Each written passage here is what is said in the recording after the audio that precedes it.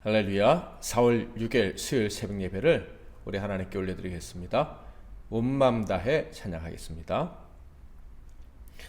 주님과 함께하는 이 고요한 시간, 주님의 보좌 앞에 내 마음을 쏟네. 모든 것 아시는 주님께 감출 것 없네. 내 마음과 정성 다해 주 바라나이다. 온 마음 다해 사랑합니다. 온 마음 다해 주 알기 원하네. 내 모든 삶 당신 것이니 주만 섬기리. 온 맘 다해 나 염려하잖아도 내 쓸 것 아시니 나 오직 주의 얼굴 구하게 하소서.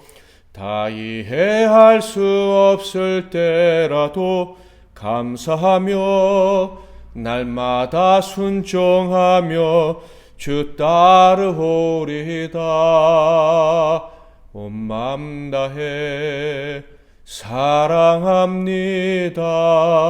온 맘 다해 주 알기 원하네. 내 모든 삶 당신 것이니 주만 섬기리. 온 맘 다해. 오늘 하나님께서 주시는 의 말씀은 구약성경 사무엘상 18장 28절에서 29절 말씀이 되겠습니다. 사무엘상 18장 28절에서 29절 봉독해 드리겠습니다. 여호와께서 다윗과 함께 계심을 사울이 보고 알았고 사울의 딸 미갈도 그를 사랑하므로 사울이 다윗을 더욱더 두려워하여 평생에 다윗의 대적이 되니라. 아멘. 오늘은 사울의 외로움과 다윗의 고독, 사울의 외로움과 다윗의 고독이란 제목으로 하나님 말씀을 상고하겠습니다. 여러분은 외로움과 고독의 차이를 구별하실 수 있으십니까? 외로움과 고독의 비교는 다양한 방식으로 설명할 수 있을 텐데 제가 좀 이해하기 쉽게 설명을 하려고 연구를 해보니까 이렇게 설명하면 좀 이해하기 쉬울 것 같습니다. 외로움은 낭비라면 고독은 저축, 생산을 위한 과정, 이렇게 설명할 수 있겠다라는 것이죠. 그러니까 외로운 사람이라면 인생을 낭비하고 있거나 아니면 인생을 아주 낭비한 사람일 가능성이 높고요. 고독한 사람은 혼자 있는 건 마찬가지일 수 있지만 가치 있는 열매를 맺기 위해서 어떤 일에 집중하고 있는 사람이라고 할 수가 있습니다. 여기서 외로운 사람의 인생은 낭비와 관련이 큰 것처럼 말할 수 있는 이유는 무엇이냐 하면 이 외로운 사람은요, 완전한 실패는 아닐지 모르지만 분명 지금 인간관계에서 실패한 상태에 있을 가능성이 아주 높습니다. 흔히들 사람은 사회적 동물이라고 하죠. 절대 혼자 살아갈 수 있는 존재가 아니라는 것입니다. 그런데 함께 살아가야 될 사람들과의 관계에서 실패해서 혼자 남아있게 된다면 그것은 살아간다고 할 수가 없고 그저 생존한다, 목숨만 부지하고 있다, 이렇게 말할 수가 있습니다. 그래서 생존하는 사람에겐 절대적인 외로움이 있게 되는 거예요.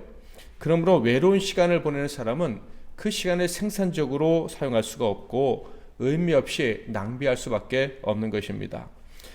그런데 여러분, 사람은요, 본질적으로 외로움을 느낄 수밖에 없어요. 그 이유는 죄로 말미암아서 하나님과의 관계가 깨졌기 때문입니다. 그래서 모든 사람은 본질적으로 외로운 존재다, 이렇게 말하고 있지 않습니까? 그래서 이 사람은요, 하나님과 깨어졌기 때문에 모든 인간관계를 어려워합니다. 태어나면서부터 인간관계의 어려움을 느끼고 어린아이들마저도 그 인간관계 때문에 공포심을 느끼게 됩니다.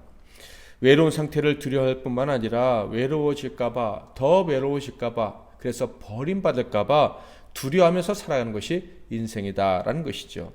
이에 비해 고독은요, 인간관계 등 신경 써야 될 것들이 참 많지만 거기서 스스로 벗어나 가치 있는 일에 집중하고 있는 상태를 이야기합니다. 물론 인간관계가 힘들어서 다른 일에 집중하는 경우도 있겠지만 진정한 고독은 인간관계 같은 잡다한 일들이 더욱 가치 있는 일을 방해하지 못하게 하려고 스스로 선택한 홀로 있는 시간이라고 할 수가 있겠습니다. 그래서 고독은 홀로 거하는 시간을 의미하긴 하지만 사람들과의 관계 속에서 벗어나려고 하는 선택이 아니라 더 나은 자신을 발견하고 그로 인해서 다른 사람들에게 더 가치 있는 인생이 되기 위해서 특별한 시간을 갖는 것입니다. 특별히 하나님의 사람들에게 있어서 고독이라는 것은요, 하나님께 더 가치 있는 사람이 되고 하나님의 뜻대로 이웃을 사랑하며 살아가는 사람이 되기 위해서 갖는 필수 과정이라고 할 수가 있습니다. 사울과 다윗의 이야기는요, 외로운 사람과 고독한 사람의 그 극명한 차이를 아주 잘 보여주는 이야기입니다. 사울은 왕이었으나 골리앗이 그의 나라와 백성들 그리고 그를 왕으로 세우신 하나님을 모욕할 때 아무것도 하지 못하고 있었죠. 그런데 그가 한 일이 딱 하나 있었습니다. 바로 자신을 위해 헌신했고 또 자기 역시 또 사랑한다고 생각했던 그 다윗을, 그 어린 소년을 전장에 사지에 혼자 내보내는 일이었죠. 그의 유일한 위로가 되어주었던 사람이었습니다. 그 수금 타는 자기에게 너무나도 위로가 되었던 이 사랑하는 사람을 사지로 내몬 이 사건을 통해서 알 수 있는 것이 무엇입니까? 바로 사울은 버림받은 다음에, 특별히 하나님께 버림받은 다음에 참으로 외로운 존재가 되었다라는 것이죠. 사무엘을, 그리고 백성들을, 그리고 유일하게 그의 고통을 덜어주던 수금을 타던 다윗을 위해서 할 수 있는 일이 아무것도 없고, 심지어 자기를 위해 헌신하는 자기가 사랑했던 사람마저 사지로 내보내면서 그 누구와도 진정한 교제를 할 수 없는 참 비참한 사람이 되고 말았다는 것입니다. 그는 점점 더 외톨이가 되어져 갔습니다. 홀로 있었을 뿐만 아니라 누구도 그와 말을 섞거나 누구도 그의 말을 믿어줄 수 없는 그런 비참한 존재가 된 거예요. 그의 생각에 동의해주는 사람이 점점 사라져갔다라는 것이죠. 먼저는 자기 아들이 다윗을 진심으로 사랑하는 사람이 되어지고 말았습니다. 18장 1절, 다윗이 사울에게 말하기를 마침에 요나단의 마음이 다윗의 마음과 하나가 되어 요나단이 그를 자기 생명같이 사랑하니라.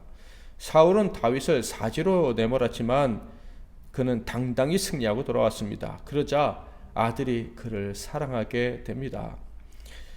당장은 사울 역시도 다윗이 자기의 생명과 나를 구했으니 기뻐하면서 군대 장관으로 세웠습니다. 그런데요, 조금 있으니까 자기 백성들도 다윗을 사랑하는데 자기보다 다윗을 더 사랑하는 것입니다. 사도 바울이 그의 군사들과 블레셋과의 전쟁에서 승리하고 돌아올 때 여인들의 노래가 들려옵니다. 18장 7절, 여인들이 뛰놀며 노래하여 이르되 사울이 죽인 자는 천천히요 다윗은 만만이로다 한지라. 이 소리를 듣는 순간 다윗을 향한 그의 사랑은 완전히 식어버렸습니다. 그는 다시 얻은 행복한 인간관계의 기회를 스스로 차버릴 수밖에 없는 그런 상태가 되고 말았다는 것이죠. 더 깊은 외로움의 늪에 빠져들어가게 됩니다. 그런데 여기서 더 나아가서 그의 둘째 딸 미갈마저도 다윗을 사랑하게 됩니다. 원래 약속대로라면 첫째 딸 메랍을 다윗의 아내로 주어야 했습니다. 전쟁에서 골리앗을 죽인 자에겐 주기로 약속했었기 때문이죠. 그런데 다윗이 싫어서 주지 않았습니다. 그런데 둘째 딸 미갈이 그를 사랑한다 하니까 그와 결혼을 시켰습니다. 그 사울은요, 극심한 외로움과 그로 인한 두려움에 빠져서 다윗을 죽이려고 했는데 미갈이 또 살려주는 그런 일이 벌어집니다. 사무엘상 19장 11절 12절, 사울이 전령들을 다윗의 집에 보내어 그를 지키다가 아침에 그를 죽이게 하려 한지라. 다윗의 아내 미갈이 다윗에게 말하여 이르되 당신이 이 밤에 당신의 생명을 구하지 아니하면 내일에는 죽임을 당하리라 하고 미갈이 다윗을 창에서 달아내림에 그가 피하여 도망하니라. 모든 사람들이 자기보다 다윗을 더 사랑하는데 심지어 자기 아들과 자기 딸까지도 자기의 비유하는 다윗을 더 사랑하는 기가 막힌 일이 벌어지게 됩니다. 얼마나 외로웠을까요?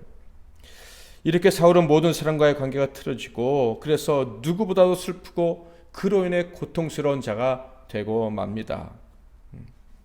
심지어 사랑하는 아들 요나단의 말을 듣고 해치지 않겠다고 약속을 했는데요.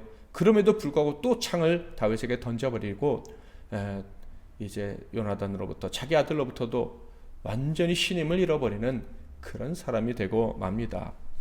그에 비해서 다윗은 어떠했습니까? 그는 홀로 골리앗과 싸우기에 나섰습니다. 실로 고독한 싸움이라고 할 수 있겠죠. 아무도 하나님 편에 서지 않는 그것에 가슴 아파하면서 그는 홀로 하나님의 명예, 하나님의 이름을 높여드리기 위해서 전쟁터에 나갔습니다. 이스라엘 왕은 물론이거니와 왕의 기고를 갖춘 그의 형들 군인이었던 형도 하지 못한 일을 소년 다윗, 갑옷도 거추장스럽게 여기는 그런 전쟁에 익숙하지 않은 그가 혼자 나갔다 하는 거예요. 그런데요, 그는 고독한 싸움을 했지만 외롭지는 않았습니다. 그것은 그가 가장 사랑하는 분을 위해 싸우는 것이었기 때문이고요. 또 하나는 하나님께서 하나님의 영광만을 높여드리기 원하는 분명한 목적을 가지고 나가는 그와 함께 하셨기 때문입니다. 다윗은 그 사실을 믿고 있었기 때문에 외롭지 않았죠. 17장 45절부터 47절을 볼까요? 다윗이 블레셋 사람에게 이르되 너는 칼과 창과 단창으로 내게 나아오거니와 나는 만군의 여호와의 이름 곧 내가 모욕하는 이스라엘 군대의 하나님의 이름으로 내게 나아가노라. 오늘 여호와께서 너를 내 손에 넘기시리니 내가 너를 쳐서 내 목을 베고 블레셋 군대의 시체를 오늘 공중에 세워 땅의 들짐승들에게 주어 온 땅으로 이스라엘의 하나님이 계신 줄 알게 하겠고 또 여호와의 구원하심이 칼과 창에 있지 아니함을 이 무리에게 알게 하리라. 전쟁은 여호와께 속한 것인즉 그가 너희를 우리 손에 넘기시리라. 아멘. 그러므로 다윗은 고독했지만 절대 외롭지는 않았습니다. 그는 사람들이 볼 때에는 혼자였지만 그가 사랑하는 분, 그의 모든 것이 되신 분과 함께했습니다. 그분의 영광을 위한 목적을 위해 나갔습니다. 그러므로 그는 외롭지 않았던 거예요. 고독은요, 사람을 성숙하게 만든다고 하죠. 한 단계 더 앞으로 나아가게 하는 묘약이라고 할 수도 있습니다. 다윗은 그가 선택한 고독의 길로 말미암아 하나님을 더 신뢰하게 될 것이고요. 백성들은 그를 통해서 하나님이 함께 하신다는 확실한 증거를 얻게 될 것이고 그 나라가 하나님을 섬기는 일에 더 발전하게 될 것입니다. 또한 다윗 그가 진정 하나님의 사람이라는 것도 알게 되겠죠. 그러므로 고독은 다윗을 더 고독하게 만들었을지는 모르겠지만 사울에게 더 미움을 받게 만들었을지 모르지만 그를 절대 외롭게 할 수는 없었습니다. 다윗이 선택한 그 고독은요 분명 그를 더 고독하게 만들었어요. 정말 외로운 자였던 사울의 시기심이 더 무섭게 불타오르게 되었기 때문입니다. 사울은 하나님과 모든 사람들에게 버림받았습니다. 심지어 그의 아들과 딸들에게서조차 멀어지는 저주를 받았습니다. 그러나 다윗은 하나님은 물론이거니와 모든 사람들에게 사랑을 받았죠. 심지어 원수의 아들, 딸에게도 사랑을 받습니다. 사울 입장에서는 얼마나 기가 막힌 일이겠습니까? 이는 사랑 없는 사울에게는요 기가 막힌 일일 뿐만 아니라 두려운 일이기도 했습니다. 사랑 없는 사람은 외로워하고요. 그리고 두려워하게 마련이죠. 사무엘상 18장 28절 29절 여호와께서 다윗과 함께 계심을 사울이 보고 알았고 사울의 딸 미갈도 그를 사랑하므로 사울이 다윗을 더욱더욱 두려워하여 평생의 다윗의 대적이 되니라. 사랑이 두려움을 몰아내는데 사랑은 없고 외로움만 있는 두려움은 사울에게는 필연적일 수밖에 없었습니다. 그래서 사울은 다윗을 미워하다 못해 죽이려는 시도들을 계속 서슴지 않고 감행합니다. 외로워서 사랑받고 싶어서 시기심에 불타서 계속된 잘못, 오판과 자멸의 길을 계속해서 반복했다 하는 거예요. 생각해보면 참 불쌍한 인생이죠. 그는 단칼을 던지고 창을 던지고 군사들을 보내서 끊임없이 다윗을 죽이는 일을 계속 시도했습니다. 그런데 성경을 보면요, 다윗은요 사울이 자기를 죽이려 한 이후에도요 사울을 위해서 수금을 연주했습니다. 군대 장관이 된 이후에도 사울을 위로해 주기 위해서 수금을 연주했다 하는 거예요. 그것이 19장 9절과 10절에 나오는데, 사울이 손에 단창을 가지고 그의 집에 앉았을 때에 여호와께서 부르시는 악력이 사울에게 접하였으므로 다윗이 손으로 수금을 탈 때 사울이 단창으로 다윗을 벽에 박으려 하였으나 그는 사울의 앞을 피하고 사울의 창은 벽에 박힌지라 다윗이 그 밤에 도피하매. 그는 이렇게 미움을 받고 있는 줄 알면서도 자신이 해야 될 일에 최선을 다하려 했습니다. 하나님과 사람을 향한 다윗의 충성심은요, 그를 더 고독하게 만들었을 거예요. 그러나 고독이 그를 점점 더 귀한 사람으로 만들어가고 있었죠. 오직 하나님께만 집중하고 그분의 인도하심만을 바라는 참된 일꾼으로 자라나게 되었습니다. 사랑하는 성도 여러분, 저와 여러분은 여전히 죄인이기 때문에 언제나 외로움이라는 감정을 느끼기가 쉽습니다. 그런데 우리가 정말 하나님의 손을 놓지 않았다면 그것이 진짜 외로움인지 다시 한번 생각할 필요가 있을 거예요. 물론 손을 놓았다면 그 외로움은 진짜고요. 그 외로움은 우리의 마음과 우리의 삶을 파괴할 것입니다. 그러나 우리가 여전히 하나님의 손을 붙잡고 있고 우리의 삶의 목적이 하나님의 영광을 위한 것이 분명하다면 그때 느껴지는 힘든 감정은 외로움이 아니라 고독이라고 저는 믿습니다. 더 나은 미래를 향해 가는 자, 분명한 목표를 가지고 나가는 자에게는요, 반드시 찾아올 수밖에 없는 고난이다라는 것이죠. 이제부터 우리의 삶에서 외로움이란 감정을 떼어버려도 되지 않을까, 저는 그렇게 생각하고 여러분에게 외로움을 내어버리라 라는 제안을 해드리고 싶습니다. 홀로 있어서 힘든 감정이 있으십니까? 그런데 그 힘든 감정과 함께 하나님의 영광을 위한 마음이 우리에게 있다면 그것은 이제부터 우리에겐 외로움이 아니고 고독입니다. 이 고독을 통과하면 우리는 더 멋지고 아름다운 열매를 맺고 하나님께 영광을 올리게 될 것입니다. 외로움이 아닌 고독한 삶을 살아갈 줄 아는 저와 여러분 다 되시기를, 그래서 하나님께서 기뻐하시는 열매를 주렁주렁 맺기를 주님의 이름으로 축복합니다. 기도하겠습니다. 제가 먼저 기도하고 여러분이 이어서 기도하시고 행복한 하루 시작하십시오.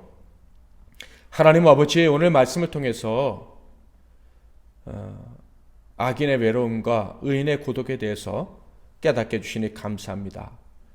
우리는 하나님의 영광만을 위해 존재하는 자들이므로 모든 인간관계의 실패에서 오는 외로움은